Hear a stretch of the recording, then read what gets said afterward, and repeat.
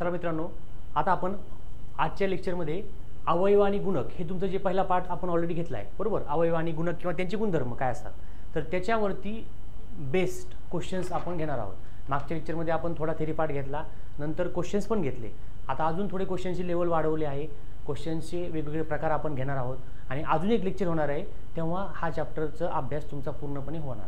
आणि तरीसुद्धा तुम्हाला काही डाऊट असतील तरी पण तुम्ही क्वेश्चन विचारू शकता. आता अवयव म्हणजे काय लक्षात घ्या. समजा एखादी संख्या आहे 24 आहे, 24चे अवयव कसे पडणार तुम्ही ह्याला काढू शकतो आपण 2 गुणिले 12, बरोबर. नंतर 2 गुणिले 12ला मी काढू शकतो 4 गुणिले 3, बरं. परत 2 गुणिले 4ला मी काढू शकतो 2 गुणिले 2 आणि हा 3 राहिलेला, ठीक आहे. आता 24चे अवयव म्हणजे काय की 24ला कोणत्या कोणत्या संख्येने भाग जातो त्याला म्हणतात 24चे अवयव. मग 24चे मूळ अवयव कोणते, तर मूळ अवयव म्हणजे सगळ्यात शेवटचे की ज्याच्या पुढं किंवा ह्याच्यानंतर तुम्ही ह्या स्टेप नंतर तुम्ही अजून भागाकार करू शकत नाही किंवा अजून अवयव पाडू शकत नाही, आपण त्याला काय म्हणतो 24चे अवयव किंवा 24चे मूळ अवयव. कारण ह्या मूळ संख्या आहेत, 2 मूळ संख्या आहे आणि 3 मूळ संख्या आहे. मग 24चे हे सगळे मूळ अवयव आहेत. हे सगळे जे आपले आलेले आहेत हे सगळे मूळ अवयव आलेले आहेत. ह्याला मूळ का म्हणतो, कारण ह्या संख्या मूळ संख्या आहेत आणि मूळ संख्या असल्यामुळे त्यांना नाव दिलं मूळ अवयव, ठीक आहे. तर ह्या प्रत्येक संख्येनं 2ने भाग जातो 24ला जातो, ह्या 2 म्हणजे ह्यांनी गेला म्हणजे ह्या सगळ्या 2ने जाणारच आहे आणि 3ने पण भाग जातो 24ला जातो, 3 8 24, बरोबर. म्हणजे हे त्याचे झाले मूळ अवयव. आता 24ला तुम्ही काय लिहू शकता बघा. आता बघा 24चे अवयव कोणते, म्हणजे 24चे अजून भाग कशा देऊ शकतो, तर 8ने देऊ शकतो, बरं. 8 गुणिले 3, 4 गुणिले 6 देऊ शकतो, नंतर 12 गुणिले 2 देऊ शकतो, 24 गुणिले 1 देऊ शकतो. म्हणजे 24चे बघा 24चे अवयव कोणते, 1 2 3 4, 5ने जात नाही भाग, 6 7 नाही, 8ने जातो, 9 नाही, 10 नाही, 11 नाही, 12, बरोबर. 10ने नाही जात. म्हणजे प्रत्येकाच्या म्हणजे ह्यांचा अर्थ काय होतो की ह्या प्रत्येकाच्या पाड्यामध्ये 24 येतात. 2 गुणिले 12 24, 3 8 24, 4 सख 24, 6 चौक 24, 8 त्रिक 24, 12 दुने 24. म्हणजे हे सगळे 24चे अवयव झालेले आहेत, ठीक आहे. इथपर्यंत आपल्याला समजलं. मागचं आपण थोडं रिपीट म्हणजे एक ओव्हरलुक केलेला आहे. आता आपण डायरेक्टली क्वेश्चन सुरू करूया. काय दिलं बघा, 12 आणि 15 यांचे साधारण अवयव कोणते आहेत, साधारण अवयव आहेत. म्हणजे असे अवयव पाहिजे की त्या संख्येने 12ला पण भाग गेला पाहिजे आणि 15ला पण भाग गेला पाहिजे. आता समजा आपण 1 आणि 3 घेऊया.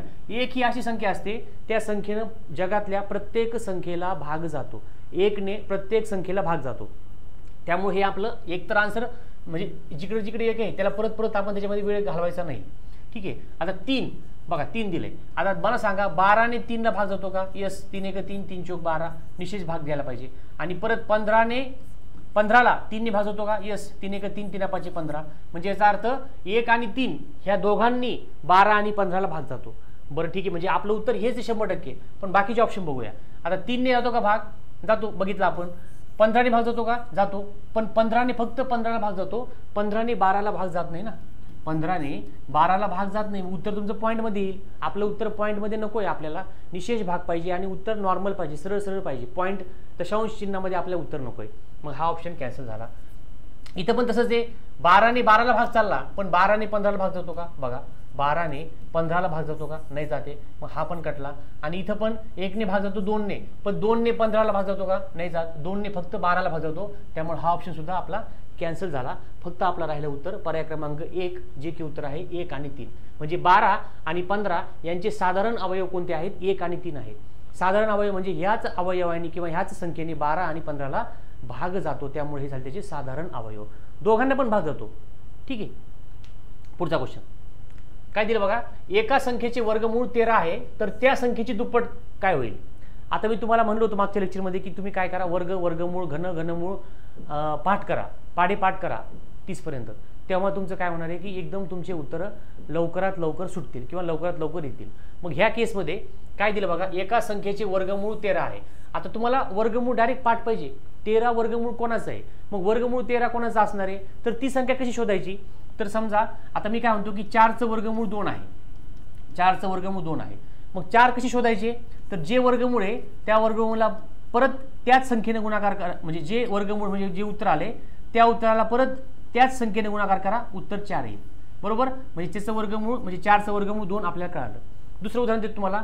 समजा 9 आहे, 9चं वर्गमूळ काय मित्रांनो 3 आहे, मग मी 3 आहे, मग 3 गुणिले जर 3 लिहिले उत्तर माझं काय येणार आहे 9 येणार आहे. म्हणजे जे तुमचं उत्तर आलं त्या उत्तराला परत त्या संख्येने गुणाकार करा, तुम्हाला तुमचं वर्गमूळ मिळून जातं.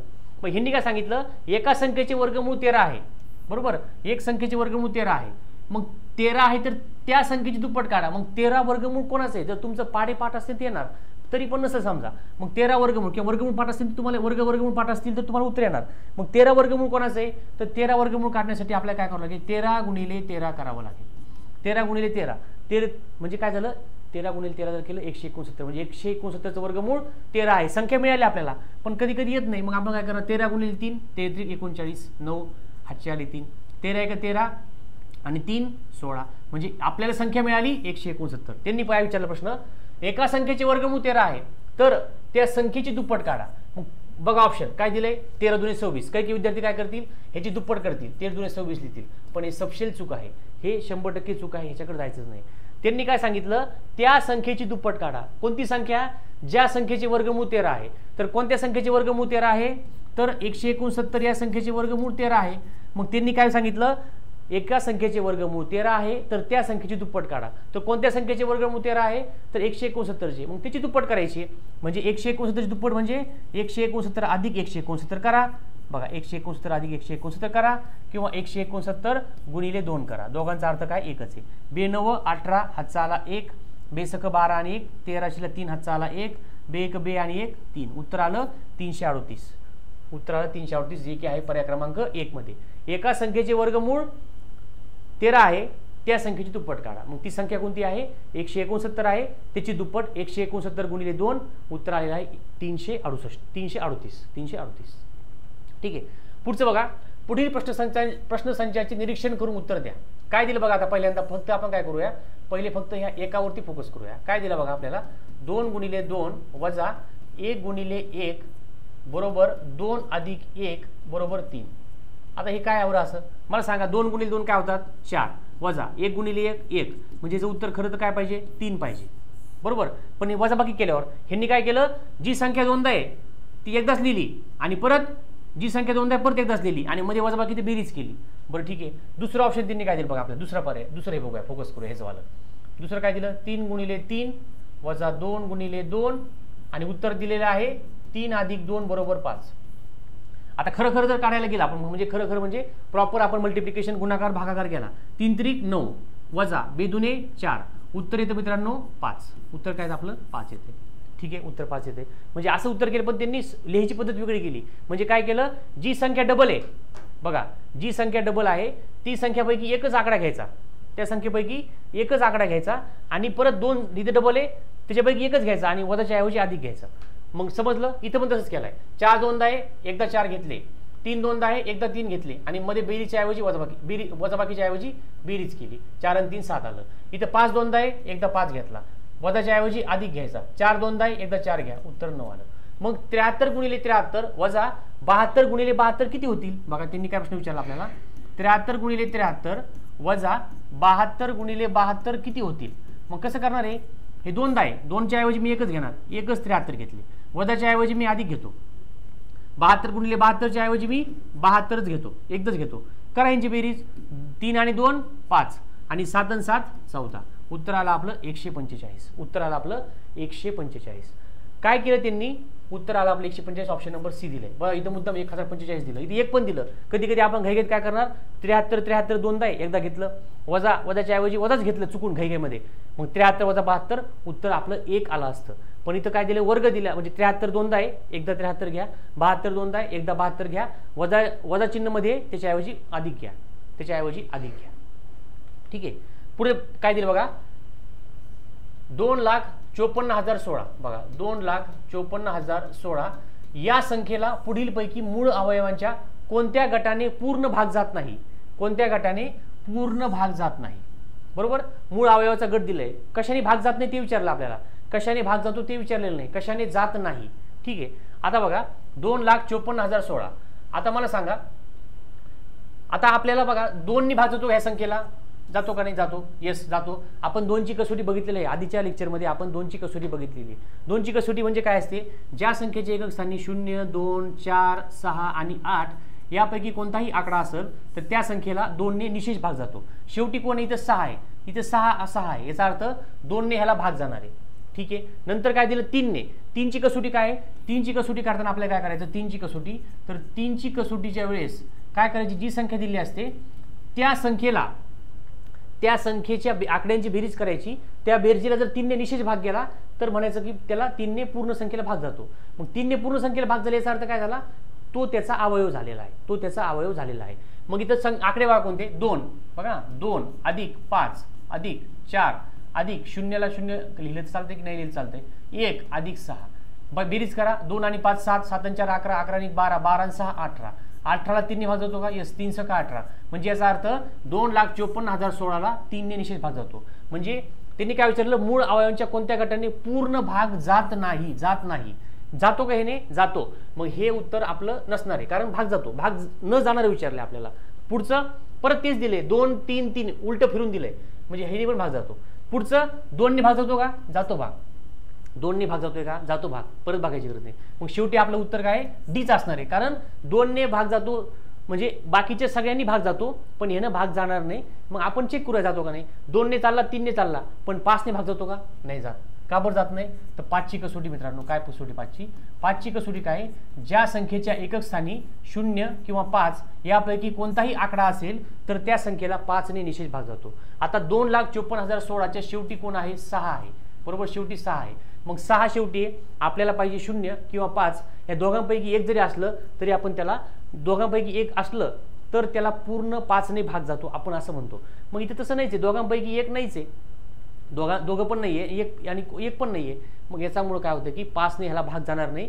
मग त्यांनी काय विचारलं की कोणत्या मूळ अवयवांच्या कोणत्या गटाने भाग जात नाही, तर मूळ अवयवांच्या डी नंबरचा गट जो आहे त्याच्यामध्ये 2 गुणिले 3 गुणिले 5 आहे, त्यानं भाग जात नाही, त्याने भाग आपल्याला जाणार नाही. ठीक आहे, भाग जाणार नाही. पुढचं बघा, 4 अंकांची लहानात लहान संख्या असेल जेव्हा मूळ संख्येचा गुणाकार म्हणून दाखवण्यात येईल. आता 4 अंकी सगळ्यात लहान संख्या म्हणजे कोणती, 3 अंकी सगळ्यात मोठी कोणती आहे, 999. 999 नंतर एक आपण मिसळलं, उत्तर काय येतं आपलं, 1000. मग 4 अंकी सगळ्यात लहान विचारलं ना त्यांनी, सगळ्यात लहान. मग सगळ्यात लहान 11 करायचं नाही, 1111. हे 1111 1000 पेक्षा मोठे आहेत, मग हे येणार नाही. मग सगळ्यात लहान संख्या कोणती आपली 4 अंकी, 1000 आहे. त्यांनी काय म्हणलं, 4 अंकी ही संख्या आहे, तर जेव्हा मूळ संख्येचा गुणाकार म्हणून दाखवण्यात येईल, म्हणजे हा गुणाकार करा आणि ह्या गुणाकारचं उत्तर 1000 आलं पाहिजे. गुणाकार उत्तर 1000 आलं पाहिजे. करायचं गुणाकार 5 गुणिले 5 गुणिले 5 म्हणजे किती झालं मित्रांनो, 125 गुणिले 8. 125 गुणिले 8 करून बघा. 8 पंचे 40 ला 0 हातचे आले 4, 8 दुने 16 आणि 4 20 ला 0 हातचे आले 2, 8 1 8, 8 2 10, 8 1 2 10. बघा काय विचारलं त्यांनी, जेव्हा मूळ संख्येचा गुणाकार म्हणून दाखवण्यात येईल. मूळ संख्येचा गुणाकार, आता मला सांगा इथं मूळ संख्या आहे का 8?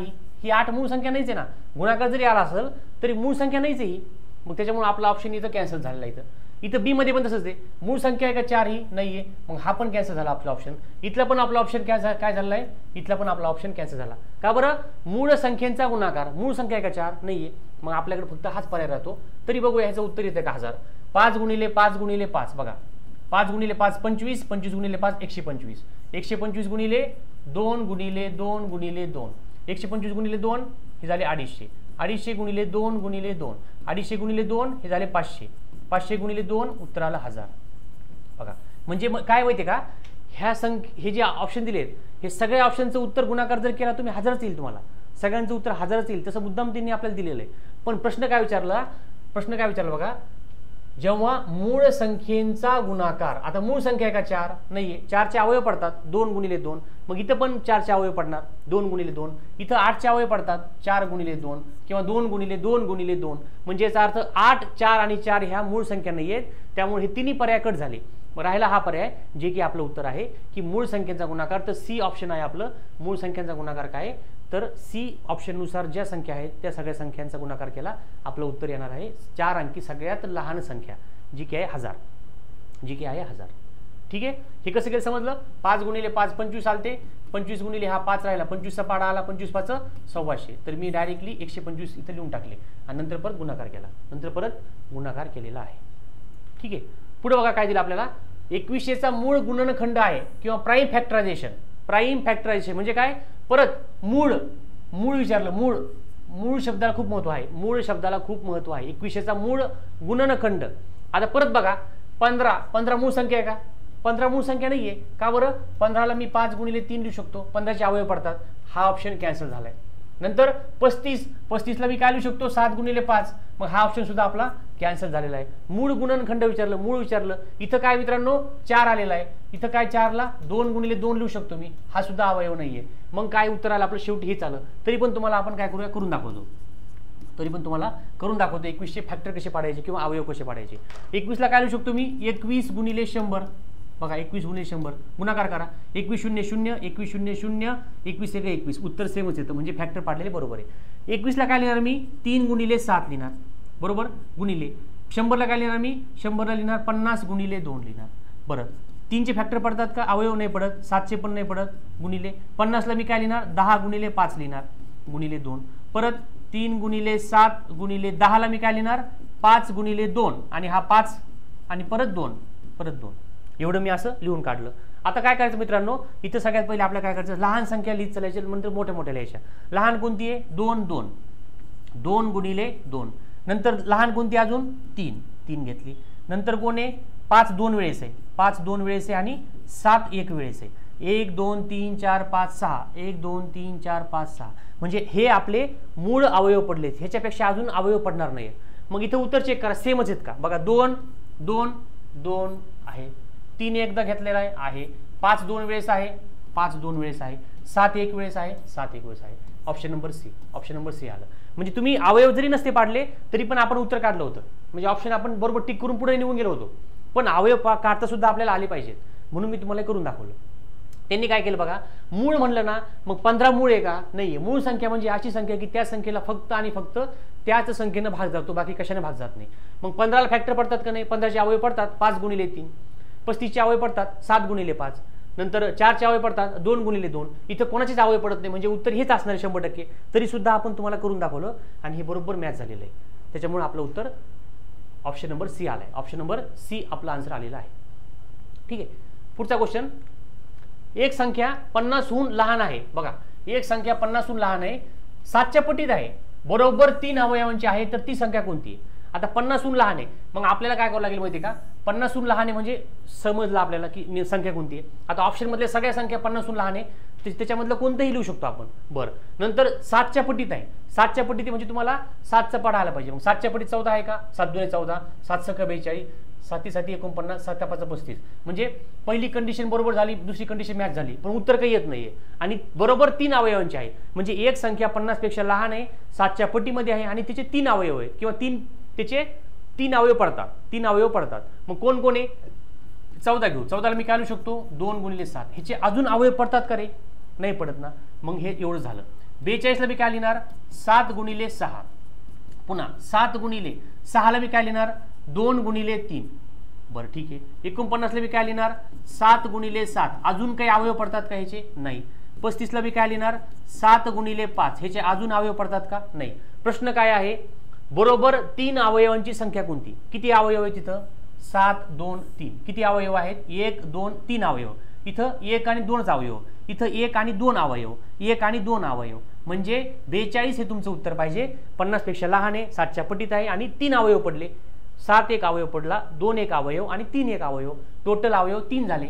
मग कोणतं उत्तर आहे? 42. ऑप्शन नंबर बी 42. ऑप्शन नंबर बी 42 आपण उत्तर काढलेलं आहे. ऑप्शन नंबर बी. ठीक आहे. पुढचा क्वेश्चन घ्यायचा.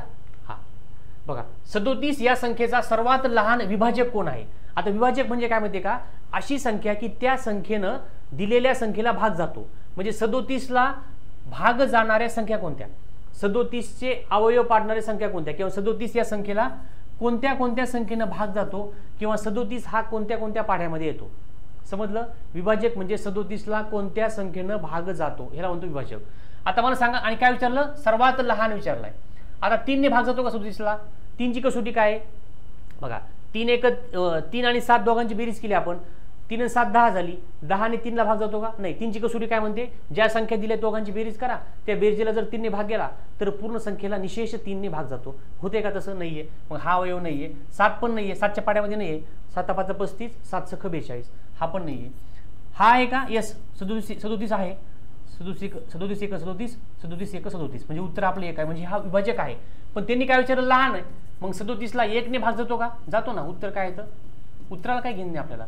37चे विभाजक कोण कोण आहे, विभाजक 1 पण आहे आणि 37 पण आहे. लहान विचारलाय, मग लहान कोण आहे, 1 लहान आहे का, 37 लहान आहे, तर 1 लहान आहे, त्यामुळे आपलं उत्तर पर्याय क्रमांक 1 आलेला आहे. 37चा विभाजक सगळ्यात लहान असलेला 1च आहे, पण त्याच्या उत्तर आले 1. विभाजक 1च आहे म्हणजे 1 ही संख्येनं 37ला भाग जातो, म्हणून उत्तर 1 लिहिलं.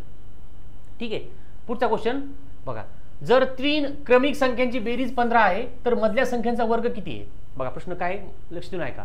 3 क्रमिक संख्या, क्रमिक म्हणजे कसं माहिती आहे का, समजा अशी संख्या 2 3 4 असे क्रमाने येणारे, किंवा 12 13 14, किंवा 1001 1002 1003, म्हणजे हे कोणत्याही संख्या असू शकतात, कोणत्याही असू शकतात, म्हणजे ह्या काय झाल्या, क्रमिक झाल्या. किंवा बघा 5 6 7 क्रमिक झाल्या. क्रमिक म्हणजे क्रमाने येणारे. आता मग मी काय करतो, पहिली संख्या x घेतो, पहिली क्रमाने येणारी x घेतली. समजा मला सांगा ह्याच्यात फरक काय हो, ही संख्या x घेतली, दुसरी क्रमिक संख्या कोणती घेणार मी, x अधिक 1, आणि तिसरी घेणार आहे x अधिक 2. तुम्ही म्हणताल का बरं. आता लक्ष द्या इकडं, समजा मी पहिली क्रमिक संख्या ही घेतली, बघ पुढच्या क्रमिक कशा काढणार, पहिली क्रमिक संख्या माझी x आहे, x च्या ऐवजी मला 2 भेटले, समजा 2 भेटले. पुढची मी काय लिहिलेली, x अधिक 1, 2 मध्ये 1 मिळवल्यावर मला काय भेटलेली आहे, पुढची क्रमिक भेटली. परत x म्हणजे कोण आहे माझा, 2 आहे, मग मी काय म्हणतो त्याला 2 अधिक 2, पुढची क्रमिक संख्या 4 आहे का 4.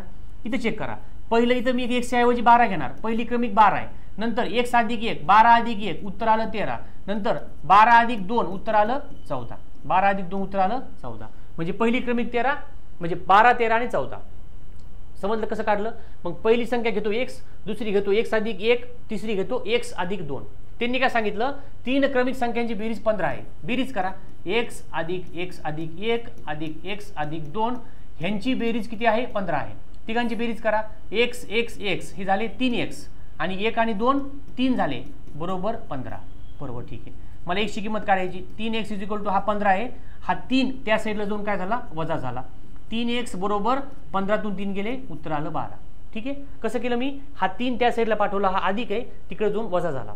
बरोबर चिन्हाच्या पलीकडे गेल्यानंतर संख्येचं चिन्ह बदलतं, मग 3 अधिक आहे, तिकडे जाऊन वजा झाला. आता मला x ची किंमत काढायची, मग x बरोबर काय झाला, हा 12 आहे, आणि हा 3 गुणाकारामध्ये इकडे येऊन काय होईल, भागाकार, इकडे येऊन काय होईल, भागाकार. मग 3 1 3, 3 चौक 12, म्हणजे x ची किंमत काय आली मित्रांनो, आपली x ची किंमत आलेली आहे 4. आता x ची किंमत 4 आली, बरोबर, तर त्यांनी काय विचारलं, मधल्या संख्येचा वर्ग काढा. आता x ची किंमत 4 आली, x ची किंमत 4 आली, पुढची संख्या कोणती आली, 4 अधिक 1, पुढची संख्या 5 आली. त्याच्या पुढची संख्या कोणती आली, x म्हणजे 4 आहे, 4 अधिक 2 6 आले. बघा कसं केलं मी, 4 x म्हणजे 4 आला माझा, x 4 आला, हा 4 आला, 4 मध्ये 1 मिळवला 5 आला, 4 मध्ये 2 मिळवले 6 आले. समजलं. त्यांनी काय विचारलं, मधल्या संख्येचा वर्ग, मधली संख्या कोणती आहे, 5. 5 चा वर्ग काय येणार आहे, 5 चा वर्ग कसं करणार, 5 गुणिले 5 2 वेळेस, 5 5 25, उत्तर आलं तुमचं बी.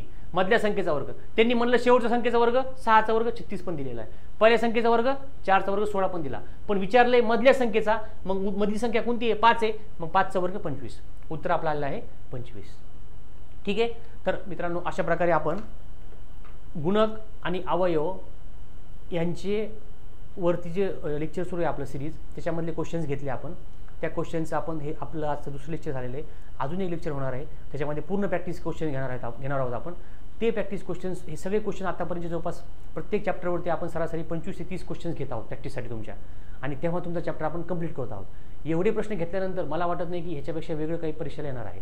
तर त्याच्यामुळे तुम्ही अभ्यास करा, काही डाऊट असेल तर विचारत चला, कमेंट करा, लेक्चर बघत चला, आणि हे लेक्चर किंवा सिरीज जी आपण करतो आहे तुम्हाला जर आवडली असेल तर तुमच्या मित्राला किंवा तुमच्या फ्रेंड सर्कलमध्ये कोणी असेल किंवा नातेवाईकामध्ये त्यांना शेअर करा, जेणेकरून त्यांनासुद्धा ह्या लेक्चरचा फायदा घेता येईल. ठीक आहे. तो अभ्यास करत राहा, आणि भेटूया परत आपण पुढच्या लेक्चरमध्ये. थँक्यू.